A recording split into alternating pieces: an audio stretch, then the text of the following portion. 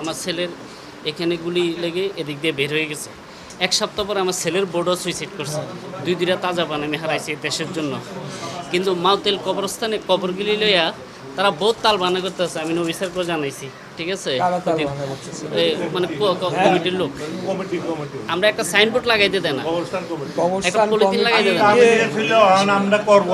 কবরস্থান কমিটিকে আপনি ইনফর্ম করে দিবেন যে এটা আমরা স্থায়ী করব এবং এটাকে পাকা করে সংরক্ষণ করব এবং এটা আমাদের মন্ত্রণালয়ের পক্ষ থেকে বাজেট দিয়ে এটা আমরা করব। ওরা যে ভুলেও হাত না দেয় ওইদিকে।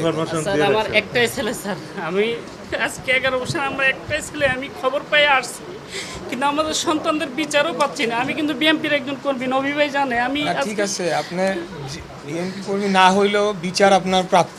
জি স্যার। আর আপনার গ্যাজেট হয়েছে ছেলে, জি 188 গেজেট নম্বর। আপনাদের যে রাষ্ট্রীয়ভাবে যে অনুদান সেটা পাইছেন? জি, এটা পুরোটা পাইছেন? জি পাইছি। ঠিক আছে। বিচারের বিষয়ে আমরা কি বলবো, মানে এটা তো না চাওয়ার কোনো কারণ তো নাই আমাদের, তাই না? আমরাও তো এই আন্দোলনে কম আমরা ক্ষতিগ্রস্ত হই নাই দলগতভাবে।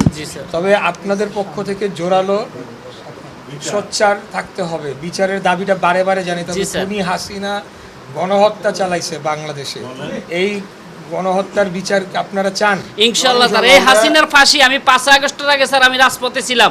এই হাসিনার বিচারের দাবিতে আমি শাহবাগে বলছি, হাসিনার বিচার আমরা করব ইনশাআল্লাহ।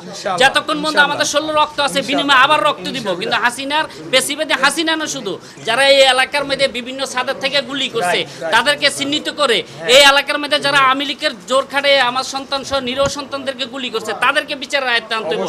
কারা এই মদত দিছে? আমার ছেলের বউ যেদিন এখানে ফাঁসি দেয়, দিনের 11টা বাজে ফাঁসি দিছে, কাদের মদতে? দিনের 4টা বাজে লাশ নামাইছে। আমার এগুলির বিচার আমি চাই। অবশ্যই যে নির্দেশদাতা থেকে শুরু করে যারা বাস্তবায়ন করছে প্রত্যেকের বিচার আপনাদের চাইতে হবে জোরালোভাবে। আমরা আপনার পাশে আছি। আমরা এটার অবশ্যই বিচার নিশ্চিত না করে আমরা ঘরে ফিরে যাব ইনশাআল্লাহ।